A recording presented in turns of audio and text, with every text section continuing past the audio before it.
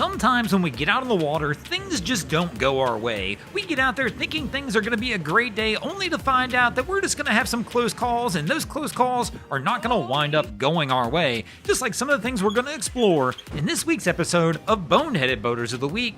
Far too often we get out there on the water and we think things are going to be nothing but sunshine and rainbows, but the reality in boating is that's just not always the case. Now, many of the times, these can be self-inflicted wounds. A lot of the times when things go wrong out on the water, it's probably because we made a mistake somewhere along the line.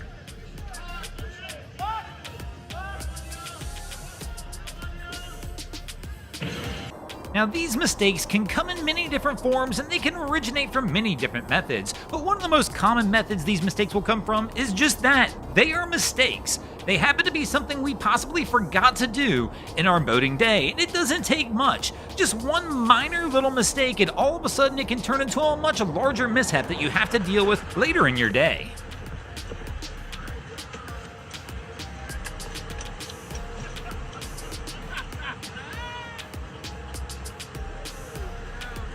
With so many things going on in boating, sometimes those mistakes of forgetting things are just so easy to make because there's so many things you have to pay attention to. Did you put the drain plug in? Did you batten everything down? Is everything set up where it's supposed to be set up? But then even when you're out on the water, are you watching all the elements around you, including wake?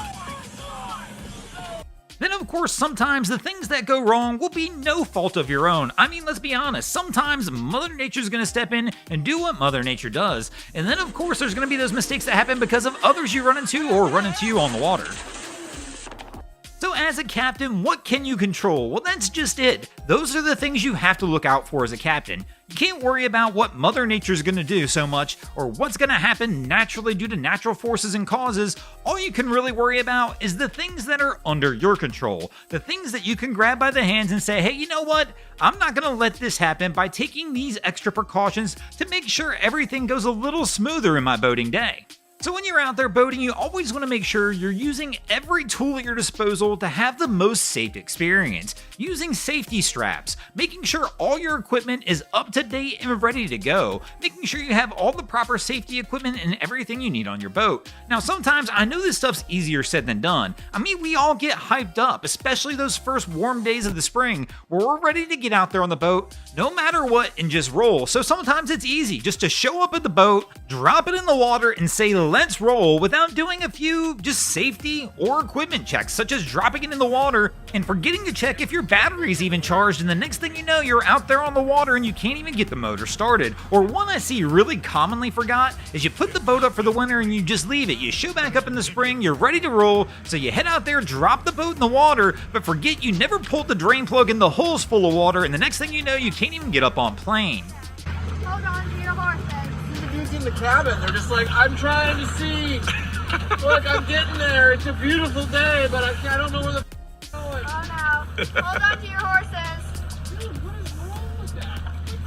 Now, of course, as we mentioned, it's pretty easy to get in the boat and try and get it going without doing those safety checks, but you also need to do some safety checks when you leave the boat. Every time you leave the boat, make sure you've gone through everything once, twice, just to make sure it's all done and buttoned up correctly, or you may show back up at the boat and all of a sudden find out things aren't as you left them and you're having to jump in the water and do some work, and that's never any fun for anybody, especially when you never quite know who's going to join you in the water while you do that work. So go ahead and take these tips. Whatever you do, make yourself a checklist of things you need to do every single time you go down to the boat, and then a checklist of everything you need to do every single time you leave the boat. This way, whenever you show up, you know you've already checked everything and you should be good to go, because the last thing you want to happen is find yourself in a situation where it's imperative that your boat is running in tip-top shape, and all of a sudden you find out it's not. That could have some pretty catastrophic results. Thanks for watching, crew. Hope you enjoyed this episode of Boneheaded Boaters of the Week.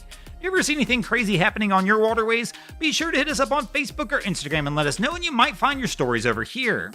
Just like Brad Birdie, Emily Michelle 06, Jeremy Hildebrandt, Laddie Rano, Super Chris, TGW21, and Adam Coolidge did this week. And if you guys haven't already, go ahead and drop an anchor on the subscribe button here.